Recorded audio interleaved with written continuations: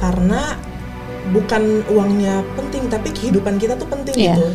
Dan ibu-ibu juga kita harus paham banget bahwa kita pengen kualitas hidup yang baik dong buat kita dan anak-anak kita. Tapi itu semua tidak bisa dicapai kalau uangnya nggak cukup nih. Kayak gitu. Jadi uang itu adalah penunjang untuk kehidupan yang kita inginkan. Nah, literasi keuangan itu yang akan mengoptimalkan kualitas hidup kita.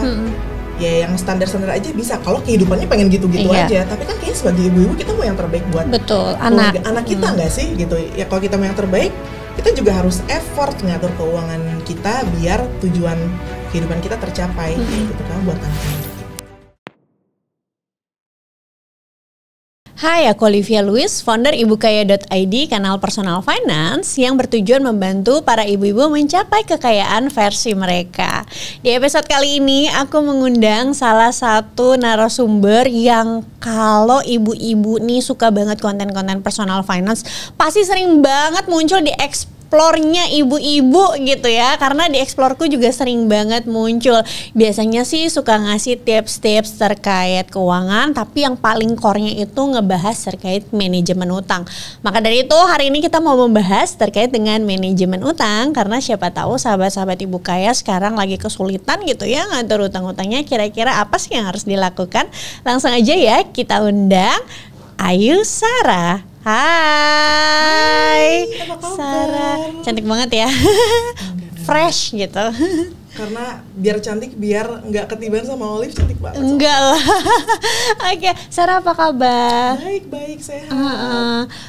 Seru sih, semalam aku kepoin Instagram kamu lagi. Sebenarnya konten-kontennya udah lama aku suka lihat, tapi semalam aku lebih kayak kepoin lagi gitu. Seru-seru banget ya. Udah gitu suka bikin konten sambil make up kan? Iya. Kok bisa sih? Karena kan pas awal aku bikin Mama Beruang kan emang ya sebagai perempuan kita kan harus kayak put together in front of camera gitu kan. Terus aku tuh ngerasa oke, aku make up 15 menit terus syuting sebenarnya kan cuma 15 menit ya kalau short video. Kalau misalkan aku bisa pakai yang 15 menit waktu make up aku itu untuk produce video juga, kan aku tidak membuang-buang waktu gitu. Ya udah, jadi awalnya tuh cuman kayak ya udahlah cobain aja gitu. Ternyata bagus dong view-nya. Iya, malah kayak itu jadi brandingnya kamu banget loh, ya kan? Kasih tips personal finance sambil makeup. So, kalau aku nggak bisa, aku anaknya nggak multitasking. Jadi kadang tuh kayak aku kagok gitu mau ngomong apa. Oke, ngobrol nih sama Sarah. Backgroundnya tuh sebelumnya apa sih sampai akhirnya kok bikin kontennya tuh terkait personal finance? Jadi aku tuh udah di dunia literasi keuangan tuh dari tahun 2015 gitu. Jadi pas lulus kuliah aku tuh kerja di salah satu bank BUMN di Indonesia. Terus ikut program manajemen trainee-nya. Program manajemen trainee-nya soalnya brandingnya bagus, jadi kalau aku sebenarnya ketahuan lagi dari mana. Tapi saya bisa lihat di LinkedIn gue sih. Anyway, dari situ aku ngerjain banyak kredit program, terus juga ngehandle produk dari tabungan juga, produk yang agent banking kayak gitu kan. Nah, habis itu aku juga pas lahiran aku minta pindah ke Cianjur ke my hometown biar ada yang bantuin gitu sama baby kan. Jadi di situ literasi keuangan mulai dari kantor pusat bikin produknya sampai di cabang sampai deliver ke customer, itu aku pernah merasakan gitu. Jadi kelihatan tuh oh berarti tantangan di kantor pusat dan di cabang dan juga berhubungan dengan masyarakat tentang keuangannya itu sangat berbeda gitu kan. Nah setelah itu aku resign, terus aku pernah tinggal di Maroko dan Dubai untuk bikin digital marketing agency waktu itu. Seru banget. Iya, but it doesn't work well. Jadi 2019 aku pindah balik Indonesia untuk kerja di non-government organization yang sama juga ngerjain literasi keuangan gitu basically. Cuman kalau di perbankan kemarin aku dari sisi perbankannya, kalau di non-government organization itu tuh dari sisi pihak ketiga yang menengahi antara perbankan dan masyarakat dan berfokus untuk meningkatkan impact-nya gitu ke masyarakat biar literasi finansialnya meningkat, pendapatannya meningkat lah atau kualitas hidupnya lebih meningkat gitu. Jadi Nggak apa-apa. Iya, jadi memang udah dari dulu cinta banget sama dunia literasi dan inklusi keuangan. Nah, cuman tahun 2023 kemarin aku tuh ada kecelakaan di Jepang gitu kan. Jadi kakiku, lututnya itu meniskusnya sobek. Meniskus itu bantalan lutut. Itu jadi yang asalnya walaupun aku badannya gede tapi aku tuh lincah gitu ya, suka kemana-mana. Terus kalau kerja juga in my line of work, kadang-kadang aku tuh harus kayak ke daerah-daerah, ke pedalaman gitu ya untuk cek field juga. Nah itu aku tidak bisa lakukan gitu, dan aku sadar aku tidak mau menjadi bottleneck untuk timku gitu. Dan ya yang asalnya lincah banget terus jadi pakai kursi roda kan, it's really hard on my mental side. Jadi ya udahlah, mungkin aku harus resign aja untuk fokus ke penyembuhan kan. Itu aku resign 1 Januari 2024. Nah, tapi karena aku tahu gitu ya, aku tuh emang setelan pabriknya restless kan. Aku nggak akan bisa untuk bukan cuman ya untuk kayak fokus penyembuhan, nggak bisa. Jadi pada saat itu aku kan ada 2 bisnis lagi running. Timnya aku bilang, guys stop kita ngonten kayak gitu. And that's it. Terus resign 1 Januari 2024. Konten pertama aku yang viral tuh 6 Januari. Itu tentang apa? Tentang aku nikah di KUA cuman 15 juta. Oh my god. Iya, itu seru banget. Konten viral pertama, jadi ya udah deh gitu, karena pertama dipaksa oleh keadaan gitu ya, nyari kegiatan apa yang mobilitasnya rendah, yang nggak usah kemana-mana dulu gitu kan. Jadi konten tentang keuangan, something I'm very passionate about. Itu ya memang udah jalannya gitu sih. Oke, konten pertama itu nikah 15 juta. Itu sebenarnya ada kepikiran apa sih kok share itu? Outcome-nya tuh apa? Soalnya banyak banget sekarang tuh banyak banget teman-temanku nikah gitu, atau ngeliat mereka nikah, aku tahu gaji mereka berapa. Nikahannya tuh mewah banget. Terus kan aku juga suka baca-baca jurnal kan, penelitian, dan ternyata semakin ada penelitian yang bilang bahwa semakin besar biaya pernikahan, semakin cepat cerainya. Jadi kan ya udah kan, kebetulan aku juga nikahnya di KUA, tapi aku nggak hamil di luar nikah ya. Jadi kayak ya udah gitu, it works well. Kita tidak memulai hidup baru dengan hutang, kita memulai hidup baru dengan tabungan yang masih heavy gitu. Jadi seru deh. Tidak memulai hidup baru dengan hutang, tapi di tahun 2019-2020 kejebak hutang yang disebabkan oleh orang lain. Padahal Sarahnya udah menjaga banget keuangan ini, tapi malah resiko itu datang dari faktor eksternal. Itu gimana sih ceritanya? Jadi mungkin pada saat itu aku dapat penghargaan manusia terbaik di Indonesia tahun 2019 gitu ya. Karena aku tuh terlalu baik banget. Jadi pada saat itu ada yang membutuhkan uang untuk bangun bisnis dan lain-lain gitu. Terus ya udah nggak apa-apa, pakai kartu kredit aku aja. Terus ini orangnya kamu kenal dekat? Oke. Udah, aku ambil KTA aja, yang penting dibayar cicilan tiap bulan kan. Of course tidak dibayar gitu kan. Dan karena aku tahu keuangan, aku nggak mau SLIK aku jelek. Betul. Jadilah aku mencoba bayarin gitu biar SLIK aku aman, biar aku pun juga nggak deg-degan kan. Iya benar. Itu atas nama aku gitu, dan memang kebodohan sendiri sih. Ya kenapa percaya banget sama orang. Jadi itu berat banget sih. Itu padahal waktu itu gajiku tuh bagus ya, udah beberapa kali UMR Jakarta, tapi tetap aja sisa-sisa dari bayar utang itu aku tuh cuma punya 600-800 ribu per bulan buat survive di Jakarta. Wow. Terus waktu itu kan kamu ya, karena kamu juga memang pernah kerja di perbankan dan lain-lain, kamu tahu betul kan memang Slick itu tuh sangat powerful, jangan sampai tuh masuk daftar hitam gitu. Jadi waktu itu strateginya supaya kamu untuk ya udah deh cepet-cepet ini beresin ini tuh gimana? Jadi waktu itu tuh ada 2 fase sebenarnya pada saat aku mau mencoba melunasi hutang. Fase pertama adalah fase dumbly believing in myself, kayak aku percaya kalau aku bekerja keras ini hutang pasti akan berlalu gitu kan. Great. Kalau teman-teman juga di rumah atau ibu-ibu di rumah juga punya mentalitas seperti itu, bagus sekali. Tapi jangan lupa, kalau kita handle keuangan itu tuh kita nggak bisa dengan teguh diri pendirian kerja keras aja gitu, karena kan setiap produk keuangan terutama hutang kan punya syarat dan ketentuan masing-masing tuh. Itu jadi di fase pertama itu, setahun pertama aku cari kerja sampingan yang banyak, apapun aku kerjain yang penting halal ya. Dari mulai tukang ketik, dari mulai jadi sekretaris yang nulis-nulisin memo meeting gitu kan. Aku kerjain semua, apa yang penting 100 ribu 200 ribu juga nggak apa-apa. Yang penting halal kan, terus aku bayarin hutangnya, nggak pakai strategi. Jadi pas aku evaluasi 8 bulan pertama tuh kok aku bayar terus tiap bulan nggak kurang-kurang ya? Oh, karena yang terbayar bunganya? Karena yang banyak itu porsi hutangku adalah kartu kredit pada saat itu. Kan jadi ada compound interest kan? Iya betul. Alias bunga berbunga. Nah jadi pada saat itu aku bayar minimum payment aja. Which is itu adalah kesalahan fatal banget itu. Gak akan bisa lunas hutang kita dalam waktu di bawah 5 tahun kalau kita cuma bayar minimum payment doang. Kayak gitu. Quick question, pop quiz, Olive. Coba, kalau misalkan kita punya utang kartu kredit nih, 15 juta. Bunganya 1,75 deh ya sekarang. 1,75. Terus kalau kita cuma bayar minimum payment doang, 10% kan.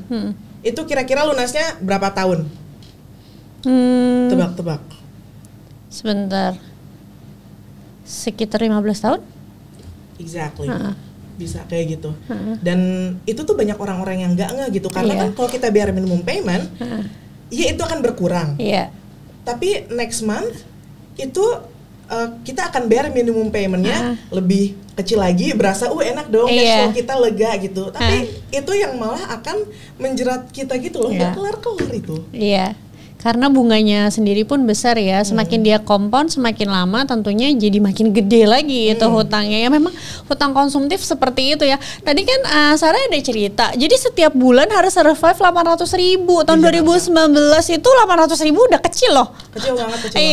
Itu bagaimana kamu menghadapi, maksudnya memanage tetap bisa mindful gitu secara mental, apalagi ini utangnya kan bukan penyebab. Kalau kita yang ngutang sih ya udahlah ya, ini kayak ya udahlah tanggung jawab aja sama diri sendiri gitu kan, ini orang lain gitu.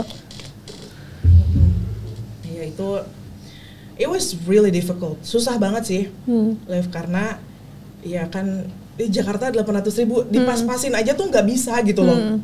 Mau apa? Nah tapi waktu itu nggak ada cara lain sih, harus nambah pendapatan kan, karena semindfulnya kita spending kalau di Jakarta, karena di Jakarta ada yang namanya UMR ya. UMR itu udah dihitung sama orang-orang pintar di Indonesia, jadi emang nggak bisa hidup di bawah 5 juta di Jakarta itu. Jadi nggak ada cara, emang harus nambah pendapatan. Dan gimana caranya mindful? Tentu saja aku tidak mindful dong. Tetap aja deh kesel gitu ya, makan aja bisa sambil sedih-sedih itu kayaknya. Iya, dan ini tuh kenapa uang itu penting banget ya, karena aku tuh ngerasain banget kan nggak ada uang nih, aku stres kan sama ya, kena gangguan atau penyakit mental gitu kan, karena stres dan depresi berat gara-gara ini. Kan kalau kita sakit, mau sakit flu, batuk, kalau depresi kan berarti otak yang sakit ya, harus ke dokter kan. Psikiater Indonesia mahal banget. Berarti kita nggak bisa disembuhin, makin depresi lah kita, makin gak punya uang kayak gitu loh. Jadi mengganggu produktivitas juga. Banget mengganggu produktivitas gitu. Ya itu makanya mungkin aku privilege banget kali ya waktu itu aku bisa bertahan, push through terus. Waktu itu bisa selesai dalam waktu berapa lama? 2 tahun tuh lunas semua. Gitu. Tapi kamu beneran sampai ke psikiater enggak kan? Itu tadi cuma contoh kan? Psikiater. Wow. Tapi ya menurut aku sih ke psikiater itu enggak wow gitu sih, karena kan emang orang sakit kan. Iya, tapi maksudnya kan karena diakibatkan orang lain, itu sih yang bikin aku maksudnya ya, makanya ini kadang aku juga bingung ya, kenapa tuh ada orang-orang tuh yang bisa tidak bertanggung jawab sama hidupnya sendiri. Oke, kalau kamu tidak bertanggung jawab sama hidup kamu sendiri ya nggak masalah, kamu yang susah. Tapi ketika kamu tidak bertanggung jawab karena perilakumu tapi menyebabkan orang lain jadi susah, itu tuh aduh, cobalah tolonglah dipikir ya. Tapi sampai sekarang masih ketemu sama orangnya? Udah enggak sih. And I don't need anyway, karena ya udahlah gitu. Kalau ketemu orangnya emosi. Iya benar, iya betul. Tapi benar banget sih yang tentang ke psikiatris itu banyak banget mungkin orang-orang yang terjebak kondisi finansial yang tidak nyaman gitu. Itu efeknya bisa lama, dan karena di Indonesia itu banyak yang menganggap kesehatan mental itu tersier banget, atau misalkan aku kan nggak gila ya, nggak seperti cuma itu juga. Kurang ibadah, nanti diomonginnya gitu, kamu kurang ibadah katanya. Bukan, padahal serotonin di otaknya nggak nyambung satu sama lain, bukan kurang ibadah kayak gitu. Jadi memang apa ya, efeknya tuh banyak banget gitu. Dan kalau misalkan ibu-ibu di rumah belum nyampai kepada saat kehidupan di mana harus banyak utang, cuman sisa dikit buat hidup dan buat anak, hindari banget deh, karena sekalinya udah masuk situ, tidak banyak orang yang keluar dari masalah tersebut masih berdiri tegak gitu. Aku pun keluar dari masalah tersebut berdiri tapi gitu, kayak capek banget dan butuh beberapa tahun untuk recovery secara mentally. Kalau secara financially recovery 2 tahun lah aku sampai lunas semuanya. Ke-manage banget tuh 1,5 tahun. Tapi kalau untuk mentally bisa sampai kayak 3-4 tahun itu. Depresi kan bukan hal yang gampang kan ya. Iya. Oke. Nah, tadi tuh kita banyak banget ngomongin terkait dengan utang. Itu kan sebenarnya adalah utang konsumtif. Kalau menurut Sarah sendiri, para ibu-ibu nih, aku tuh pernah dapat cerita ya dari followersku. Dia cerita waktu itu aku lagi bahas terkait pinjol. Jadi aku ada bikin semacam riset pribadi gitu. Aku lihat, and that's really smart, Gus. Itu sebenarnya kenapa aku bikin itu. Jadi aku tuh ada mentor aku di financial planning ya. Maksudnya waktu itu dia tuh memberikan materi yang menurutku sangat menyentil hatiku. Dia bilang kayak kalian para edukator kalau misalkan kasih tips misalnya untuk orang yang bisa keluar dari pinjol, tapi kalian sendiri aja nggak tahu di dalamnya itu kayak gimana, itu bisa diaplikasikan gak sih pada ujungnya gitu kan. Beliau bilang, jadi tuh saya bisa lihat orang yang kasih tips emang mereka asal ngomong doang sama mereka yang beneran tahu mekanisme aplikasi tersebut gitu. Jadi makanya aku tergerak untuk aku mau tahu gitu kan. Nah, akhirnya ada followersku yang DM. Jadi istrinya itu cerita bahwa teman-teman di sekolahnya itu ibu-ibunya saling pinjem-pinjeman nama untuk bisa dapat pinjaman online gitu kan. Mungkin kan yang satu udah kepake, gue udah kepake nih, pinjem lagi sini. Nah nanti misalnya uangnya keluar nih 1 juta. Nah karena nama kamu dipinjem, aku kasih kamu 1 juta. Jadi aku pinjamannya 900.000 gitu. Dan fenomena ini tuh beneran ada. Kalau menurut Sarah sendiri sebenarnya boleh nggak sih para ibu-ibu ini punya utang? Sebenarnya menurutku utang itu kalau di manage dengan baik malah bisa jadi life saver, malah bisa jadi apa ya, salah satu penopang struktur keuangan yang baik ya. Tapi untuk menjadi penopang struktur keuangan yang baik, kitanya harus jago banget dulu untuk ngatur keuangan. Kalau misalkan merasa belum jago, jangan coba-coba kayak gitu. Tapi menurut aku hutang itu mungkin udah bagian dari kehidupan kali ya, karena mungkin bisa aja kita punya episode kehidupan di mana memang membutuhkan bantuan orang lain secara finansial dan harus cepat, dan kita memang tidak ada. Contohnya kalau misalkan ibu kita sakit, butuh uang cash 100 juta misalkan buat ke rumah sakit, kalau enggak ibu kita meninggal di jalan, siapa yang nggak mau ngusahain uang 100 juta itu kan, demi ibu kayak gitu. Atau misalkan kayak kakek yang disayang meninggal gitu kan, tapi belum ada uangnya, gajian tanggal 25, pay later dulu juga nggak apa-apa kan gitu, karena untuk sesuatu yang dibutuhkan juga, urgent ya, untuk yang urgent gitu. Jadi kalau misalkan banyak banget yang anti pinjol, anti pay later, menurut aku enggak, itu life saving kok. Cuman orang-orangnya itu masyarakat kita halayak ramai memang harus diingatkan lagi, ini buat apa nih, penting nggak kayak gitu. Jadi nggak apa-apa. Dan yang paling parah itu sih yang ibu-ibu pinjem-pinjeman nama, bapak-bapak juga. Oh iya. Parah, bukan cuma pinjem-pinjeman nama ya, bapak-bapak tuh pinjem-pinjeman BPKB. Itu aduh pinjem-pinjeman BPKB. Terus yang ujung-ujungnya, nah kalau bapak-bapak tuh yang aku sering ketemu, mereka bilang, iya nama saya tuh nggak pernah dipakai orang buat pinjaman kayak gitu, jadi SLK aman. Tapi BPKB-nya dipinjemin. Nah, tapi kalau misalkan BPKB-nya dipinjemin juga, itu kan bisa disita-sita juga toh, gitu loh. Jadi literasi keuangannya gitu, selain untuk reasoning kenapa harus dan juga apa konsekuensinya, harus diperbanyak lagi dan itu tugas kita nih sebagai content creator keuangan. Iya, setuju sih sama Sarah. Selama kita sebenarnya bisa memakai utang itu misalnya untuk kebutuhan tadi urgent atau sebenarnya untuk meleverage ya kan, misalnya menghasilkan sesuatu yang lebih besar lagi, itu tidak masalah. Yang menjadi masalah adalah ketika banyak orang itu masuk di dalam lingkaran setan untuk utang konsumtif itu ya. Dan kita tahu banyak sekali kasus gagal bayar di pinjol itu sendiri. Menurut Sarah, apa sih yang sebenarnya membuat seseorang mereka tuh masuk ke dalam lingkaran setan yang akhirnya bikin kredit macet? Akhirnya dari tadinya utang pinjolnya mungkin dari satu, mungkin karena kebutuhan gitu ya.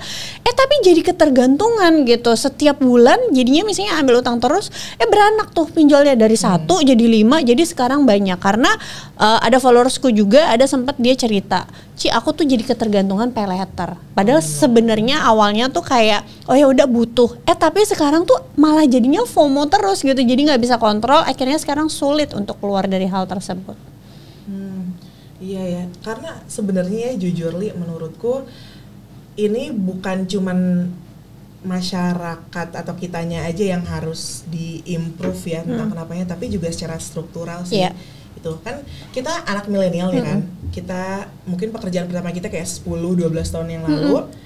Ingat gak sih dulu itu musuh utama finansialnya adalah kartu kredit ya kan? Iya. Dimana kartu kredit itu wah alat keuangan terevil sedunia gitu kan.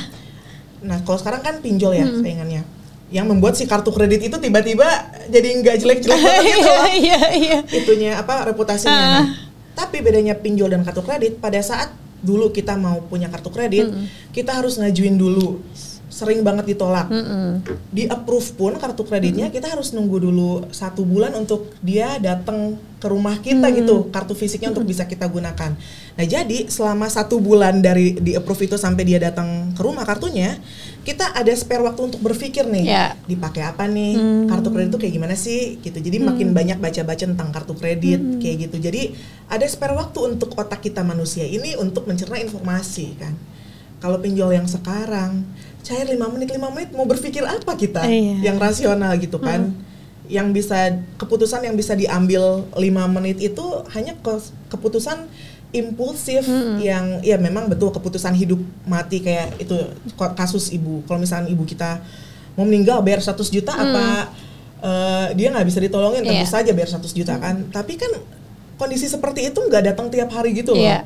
Tapi kalau ngelihat belanja online diskon itu bisa tiap hari kayak gitu, dan itu menurut aku strukturalnya yang pertama memang dari produknya itu dibuat yang membuat masyarakat itu, kita orang Indonesia tidak bisa tidak punya waktu spare untuk berpikir lebih logis gitu. Nah terus yang keduanya mungkin ya karena kurangnya literasi keuangan, tapi literasi keuangan yang bukan fokus ke produknya, tapi ke kenapa kita menggunakan uang gitu loh.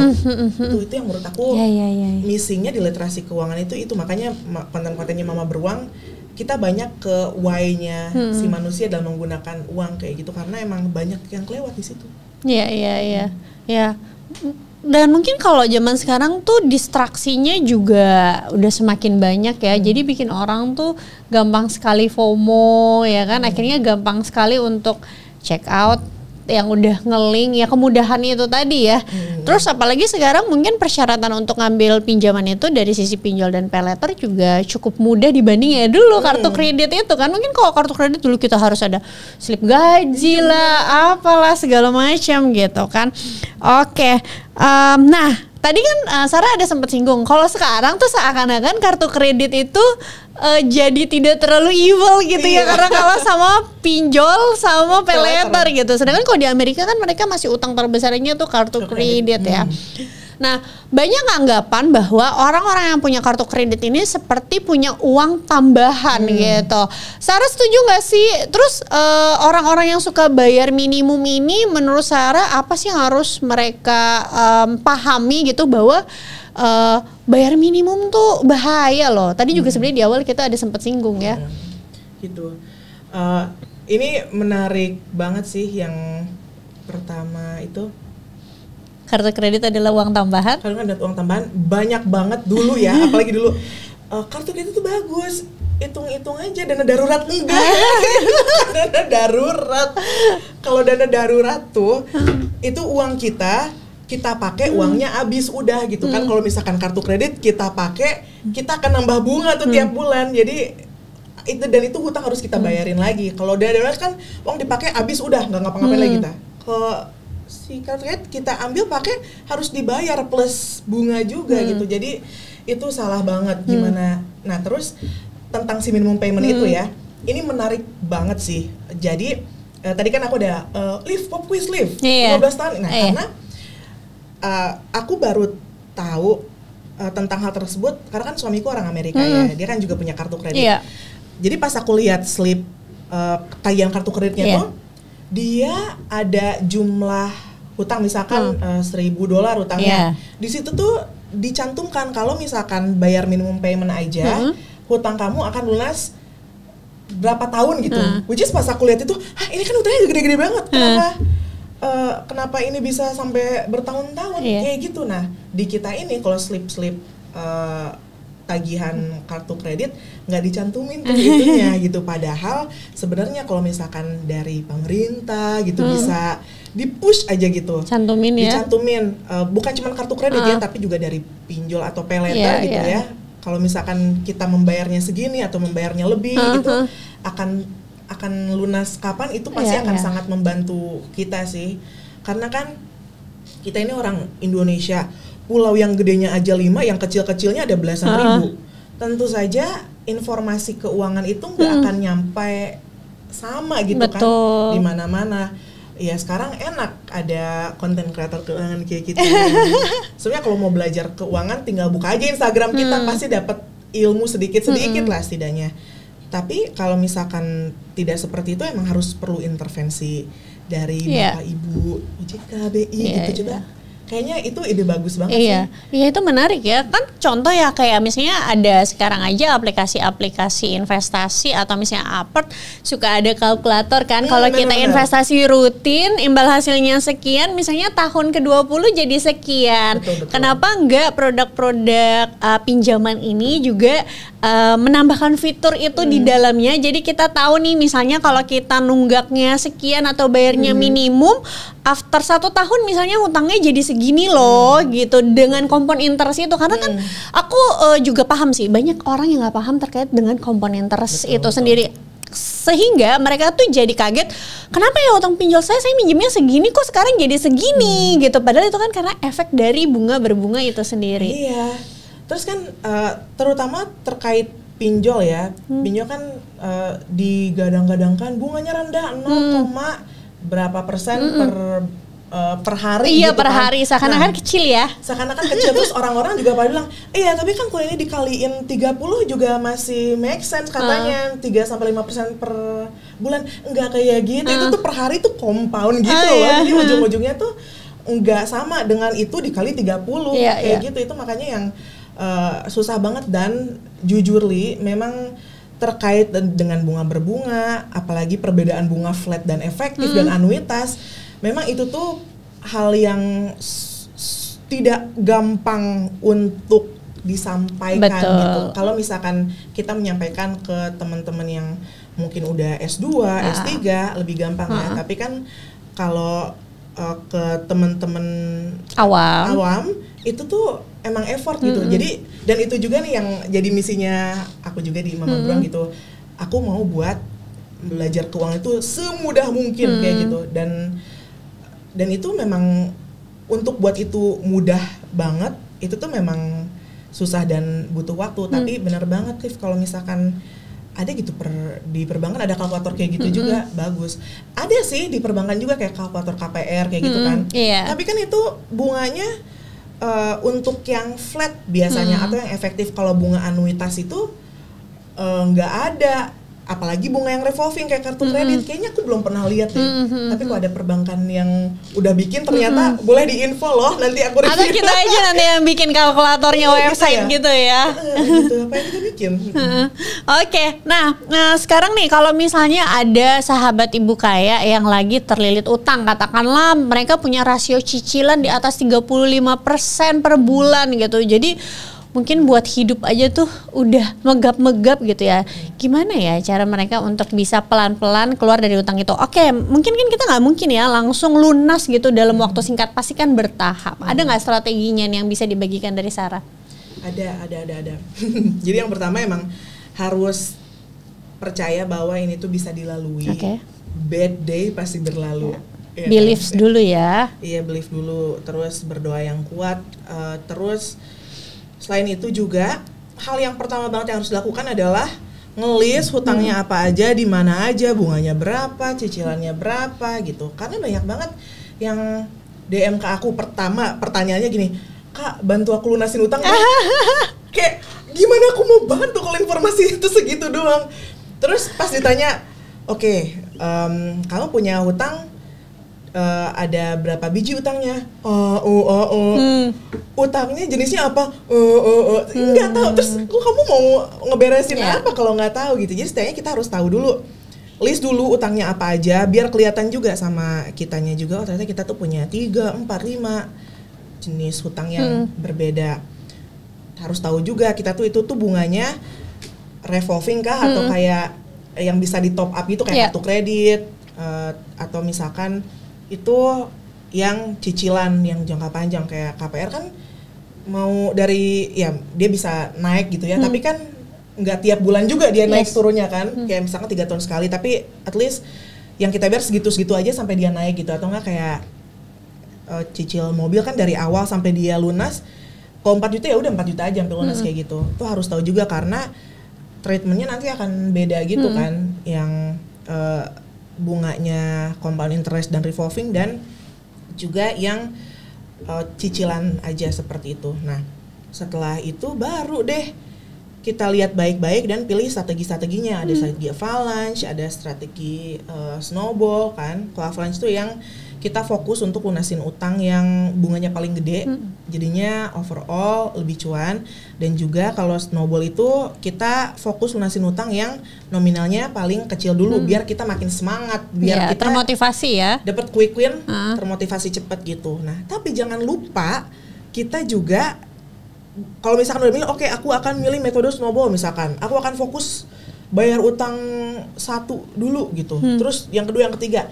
Apakah yang lainnya itu nggak dibayar? Ya nggak gitu, tetap dibayar juga, at least minimum payment atau at least cicilannya. Jangan sampai SLIK kita jelek kayak gitu. Yang maksudnya difokuskan adalah semuanya tetap per bulan dibayar cicilannya dengan baik, tapi pada saat kita punya uang lebih dari bonus, dari kerjaan sampingan, itu tuh kita bayarnya tuh nggak sporadis gitu, tapi bayar ke 1 itu dulu sampai itu habis, lunas, hilang dari list kita kayak gitu. Oke. Nah, kalau menurut Sarah nih, terakhir ya, seberapa penting sih literasi finansial agar sahabat-sahabat ibu kaya nih bisa memiliki manajemen utang yang baik, atau mungkin terhindar dari utang-utang konsumtif, kalaupun ada utang ya memang itu yang sifatnya produktif ya, untuk leverage misalnya untuk usaha atau rumah gitu. Itu penting banget sih, karena bukan uangnya penting, tapi kehidupan kita tuh penting gitu.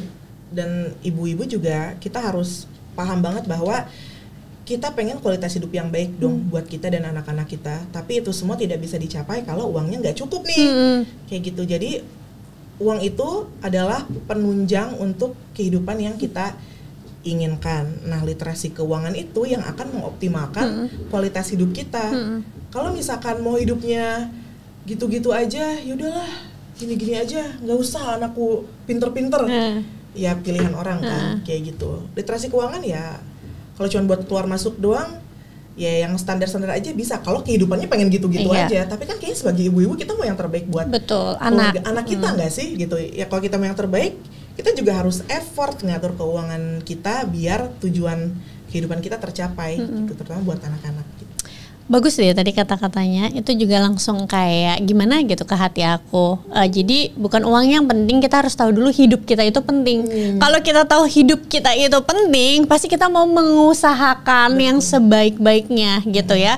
Jadi itu harus jadi refleksi diri untuk para sahabat Ibu Kaya, seberapa penting sih hidup sahabat Ibu Kaya dan juga anak-anak, ya kan.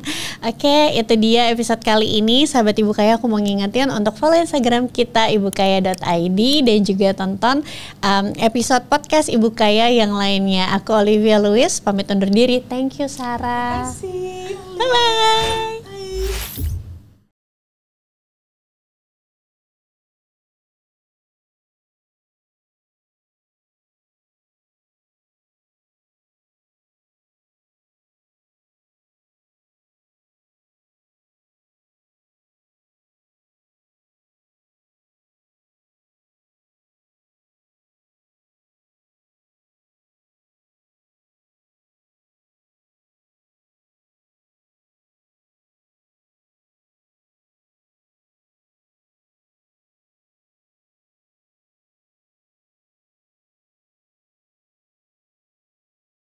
Karena bukan uangnya penting, tapi kehidupan kita tuh penting gitu.